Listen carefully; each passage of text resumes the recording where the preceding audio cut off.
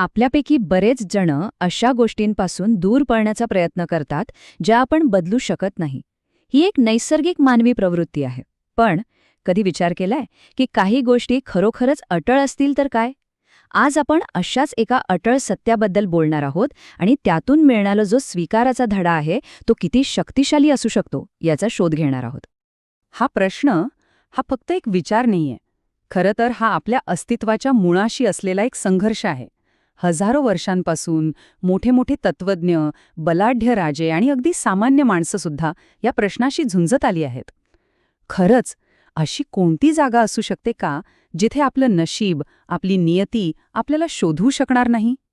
तर आपला आजचा प्रवास सुरू होईल एका प्राचीन पाली श्लोकातून. तिथून आपण एका राजाच्या हट्टीपणाच्या आणि द्वेषाच्या कथेकडे वळू आणि मग शेवटी हे सगळं ज्ञान थेट आपल्या आजच्या आधुनिक जीवनातल्या आव्हानांना कसं लागू होतं ते पाहू. चला तर मग सुरुवात करूया. बघा, ज्या गोष्टी आपल्या नियंत्रणात नसतात ना त्यांच्याविरुद्ध लढण्याची, त्यांना टाळण्याची आपली धडपड नेहमीच सुरू असते. पण कधीकधी खरं शहाणपण पळून जाण्यात नसतं, तर ज्या गोष्टी अटळ आहेत त्यांना समजून घेण्यात आणि स्वीकारण्यात असतं. काही वैश्विक शक्ती, काही नियम असे आहेत ज्यांच्यापासून सुटका नाहीच.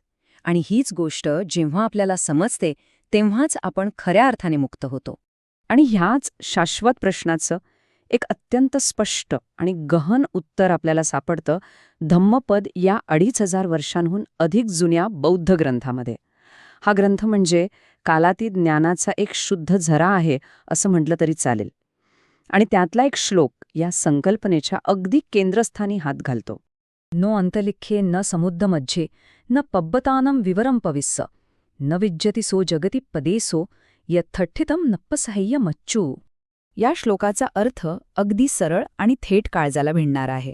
तो सांगतो की मृत्यूपासून वाचण्यासाठी कोणतीही जागा सुरक्षित नाहीये. ही फक्त एक भौतिक मर्यादा नाहीये, तर हे एक वैश्विक अटळ सत्य आहे. ह्या श्लोकातला मच्चू हा शब्द खूप खोल आहे. पाली भाषेत मच्चू म्हणजे फक्त मृत्यू किंवा आयुष्याचा शेवट नाही, तर मच्चू ही एक सतत अस्तित्वात असलेली एक शक्तिशाली, एक सक्रिय शक्ती आहे. एक अशी शक्ती जी कोणालाही आणि कधीही आपल्या नियंत्रणात घेऊ शकते. आणि जगती पदेसो हा शब्द या श्लोकाची व्याप्ती किती प्रचंड आहे हे दाखवतो. जगत म्हणजे हे गतिमान विश्व आणि पदेसो म्हणजे जागा. याचा अर्थ फक्त पृथ्वीवरची जागा नाही, तर संपूर्ण ब्रह्मांडात, उंच आकाशात, खोल समुद्राच्या तळाशी किंवा अगदी पर्वताच्या गुहेतही अशी एकही जागा नाही जिथे आश्रय मिळू शकेल. हे एक परिपूर्ण विधान आहे. पण हा श्लोक बुद्धांनी कधी, का आणि कोणासाठी सांगितला यामागे एक कथा आहे. ही कथा आहे राजा सुप्पबुद्धांची. कल्पना करा, निग्रोधारम विहारातील दुपारची वेळ.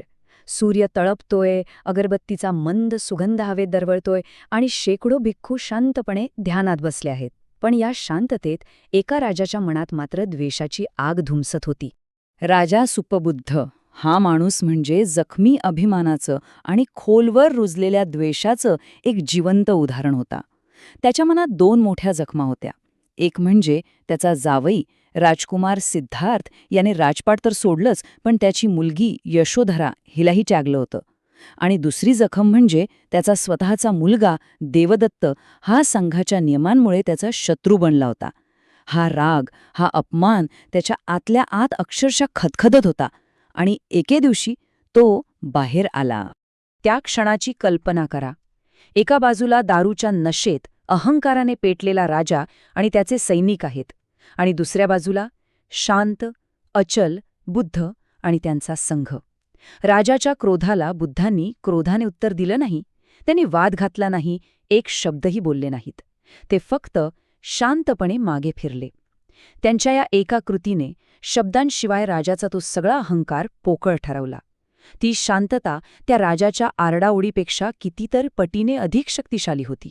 मागे फिरताना बुद्धांनी आपल्या प्रमुख शिष्य आनंद याच्याकडे वळून एक भविष्यवाणी केली. पण ऐका, ही भविष्यवाणी म्हणजे कुठला शाप नव्हता किंवा रागाच्या भरात दिलेली धमकी नव्हती. ते होतं कर्माच्या अटळ नियमाचं एक थंड वस्तुनिष्ठ स्पष्टीकरण, जसं काही गुरुत्वाकर्षणाचा नियम सांगावा तसं. बुद्धांच्या आवाजात एक शांत निश्चय होता. जणू काही ते निसर्गाचा एक नियमच सांगत होते. त्यांनी राजाच्या कृतीचा परिणाम काय होईल हे अगदी स्पष्टपणे सांगितलं. यात कोणती कटुता नव्हती, कोणताही राग नव्हता. फक्त कारण आणि परिणाम इतकाच शुद्ध सिद्धांत होता. आता जेव्हा हिरांकडून राजाला ही भविष्यवाणी कळाली तेव्हा तो हसला. त्याला वाटलं, मी नियतीला हरवणार. त्याने स्वतःला राजवाड्याच्या 7व्या मजल्यावर बंद करून घेतलं. इतकंच नाही तर त्याने खालून वर येणाऱ्या सगळ्या पायऱ्या काढून टाकल्या आणि दारांवर कडक पहारे बसवले. त्याला वाटलं की तो नियतीला एका खोलीत कैद करू शकतो. पण तो हे विसरला होता की काही गोष्टी मानवी नियंत्रणाच्या पलीकडच्या असतात. आणि मग आला तो 7वा दिवस. नियतीने आपली खेळी खेळली. राजाचा आवडता राजघोडा अचानक बिथरला आणि उधळला. घोड्याच्या प्रेमापोटी त्याला शांत करण्यासाठी राजा सगळी खबरदारी विसरून दरवाजाकडे धावला. आणि मग जे टाळण्याचा तो प्रयत्न करत होता तेच घडलं. बंद केलेले दरवाजे आपोआप उघडले, काढून टाकलेल्या पायऱ्या पुन्हा प्रकट झाल्या आणि पहारेकरी त्याला रोखण्याऐवजी फक्त बघत राहिले. राजा त्या पायऱ्या उतरून खाली आला आणि ज्या क्षणी त्याचा पाय जमिनीला लागला त्याच क्षणी पृथ्वी दुभंगली आणि तिने त्याला गिळंकृत करून टाकलं. राजा सुप्पबुद्धाची कथा ही फक्त एका अहंकारी राजाच्या अंताची नाही आहे. ही आपल्या प्रत्येकाच्या आत सुरू असलेल्या लढाईचं प्रतीक आहे. आपणही अनेकदा परिस्थितीशी, नशिबाशी लढण्याचा प्रयत्न करतो, त्यापासून पळून जाण्याचा प्रयत्न करतो, अगदी त्या राजासारखाच. पण ही कथा आपल्याला हे शिकवते की खरं शहाणपण लढण्यात नाही, तर ज्या गोष्टी अटळ आहेत त्यांना स्वीकारण्यात आहे. चला तर मग पाहूया हे 2500 वर्ष जुनं ज्ञान आजच्या जगात आपल्याला कसं उपयोगी पडू शकतं. आपण सगळ्यांनीच कधी ना कधी कामाच्या ठिकाणी असलेला नकारात्मक किंवा तणावपूर्ण वातावरणाचा अनुभव घेतला असेल. अशा परिस्थितीत आपण काय करू शकतो? ऑफिसमधलं वातावरण बदलण्याचा प्रयत्न करणं म्हणजे वाऱ्याची दिशा बदलण्यासारखं आहे. ते व्यर्थ आहे. आपण आपल्या मॅनेजरचा मूड नाही बदलू शकत, कंपनीची अचानक बदलणारी धोरणं नाही बदलू शकत किंवा आपल्या सहकाऱ्यांचं वागणंही नाही बदलू शकत. ह्या गोष्टी आपल्या नियंत्रणाबाहेर आहेत. पण त्या वादळात आपली नाव कशी चालवायची हे नक्कीच ठरवू शकतो. आपण कसा प्रतिसाद देतो, आपल्या कामावर किती लक्ष केंद्रित करतो आणि आपल्या मानसिक आरोग्यासाठी कोणत्या सीमा आखतो हे पूर्णपणे आपल्या हातात आहे. खरी शक्ती इतरांना बदलण्यात नाही, तर आपल्या प्रतिसादावर नियंत्रण ठेवण्यात आहे. दुसरी परिस्थिती तर आपल्या सगळ्यांच्या आयुष्याचा अविभाज्य भाग बनली आहे. आधुनिक तंत्रज्ञान आणि माहितीचा न संपणारा महापूर. आपण अक्षरशः या महासागरात सतत वाहत असतो. या डिजिटल जगाला एका महासागरासारखं समजा. आपण समुद्राच्या लाटा थांबवू शकत नाही, बरोबर? त्याचप्रमाणे सोशल मीडियाचे अल्गोरिथम, सतत येणाऱ्या बातम्या, ते न संपणारं स्क्रोलिंग, हे सगळं आपल्या नियंत्रणाबाहेर आहे. पण आपण कोणत्या लाटेवर स्वार व्हायचं आणि किनाऱ्यावर कधी परतायचं हे मात्र आपण शिकू शकतो. ॲप्ससाठी टायमर लावणं, आपला वेळ कुठे घालवायचा हे जाणीवपूर्वक ठरवणं आणि महत्त्वाचं म्हणजे कधीकधी पूर्णपणे ऑफलाईन होणं हे आपल्या हातात आहे. आणि तिसरी, कदाचित सर्वात भावनिक आणि गुंतागुंतीची परिस्थिती, आपले वैयक्तिक नातेसंबंध. राजा सुप्पबुद्ध जसा आपला द्वेष आणि अपमान सोडू शकला नाही आणि त्यातच अडकून पडला, तसंच आपणही अनेकदा इतरांच्या भूतकाळातल्या चुकांना किंवा त्यांच्या वागण्याला घट्ट धरून बसतो. पण सत्य हे आहे की आपण इतरांना बदलू शकत नाहीत. त्यांच्या भावना किंवा त्यांचे निर्णय आपल्या हातात नाहीत. पण आपण त्यांना माफ करायचं की नाही हे नक्कीच ठरवू शकतो.